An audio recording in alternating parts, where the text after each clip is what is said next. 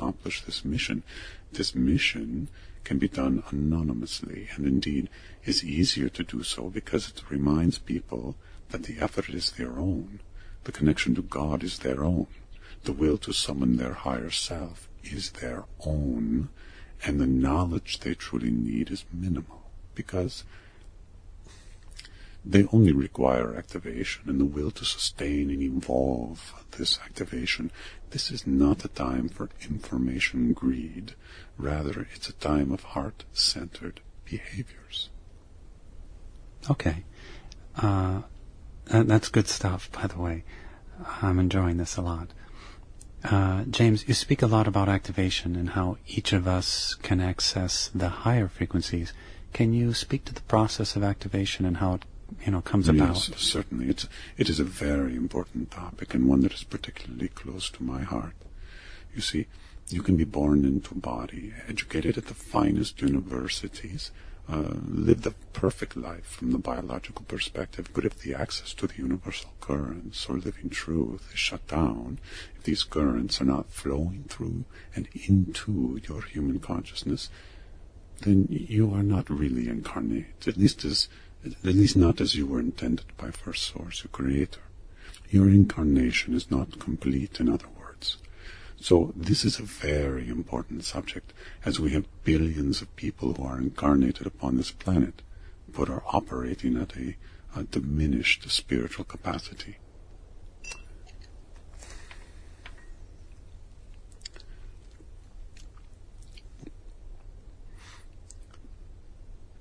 With our eyes and ears, we perceive but a small portion of our universe, the light and sound frequencies that our biological circuitry perceives and processes as fractional.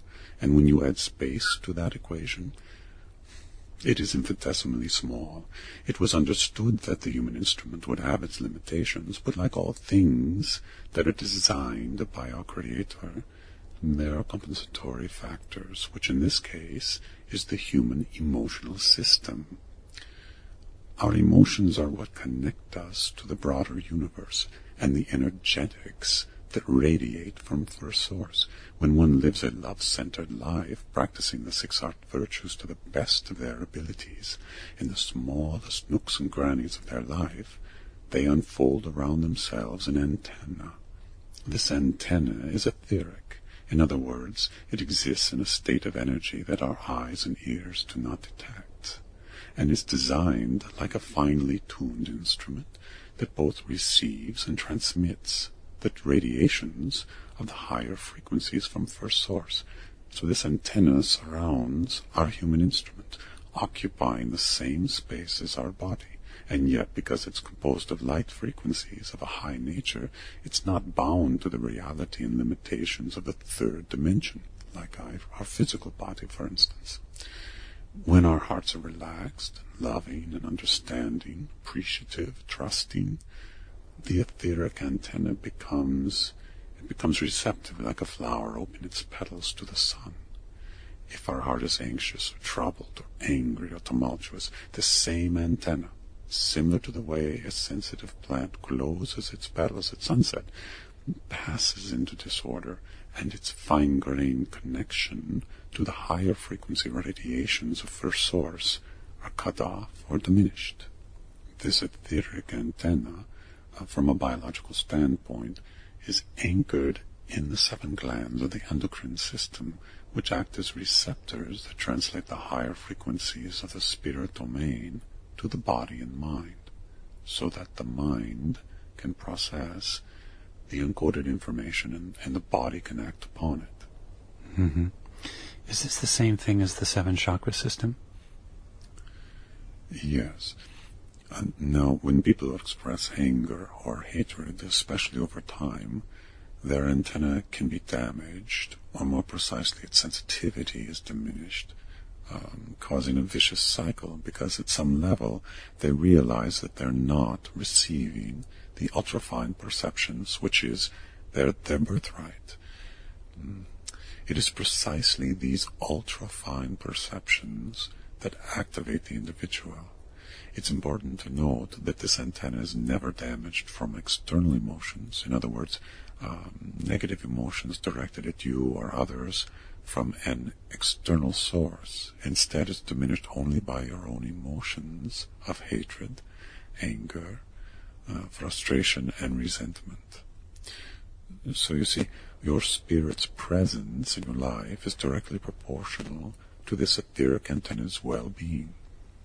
It's a very delicate, wondrous, even miraculous facet of the human instrument and its bond with spirit. And as this antenna is unfurled, awakened, activated, strengthened, utilized, and secured, it broadcasts the incoming frequencies of light and sound, or the higher frequency radiations of First Source to the energetic field around you, bringing you a more complete awareness of the multidimensional world in which you live. Now, this luminous field that surrounds you is not an island anymore. As I said, the islands are rising up as a continent of consciousness, and this continent is the collective entity I spoke of earlier. So what is the activation then? The higher self, working in conjunction with spirit, is always the activator. It instructs the human instrument on the fundamental truths of the 6 heart virtues even before the individual can read or speak. These are innate understandings.